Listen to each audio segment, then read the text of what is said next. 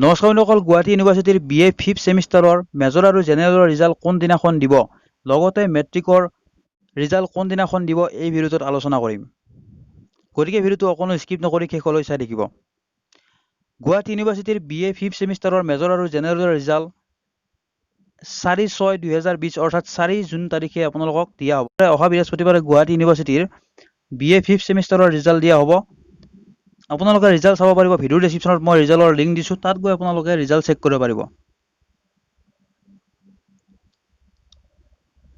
ইতিমধ্যে BSc আৰু BCom-ৰ 5th ছেমিষ্টাৰৰ result ঘোষণা কৰা হৈছে। ইয়াতে ইয়াত ক্লিক কৰি আপোনালোকে ৰিজাল্ট চেক কৰিব পাৰিব।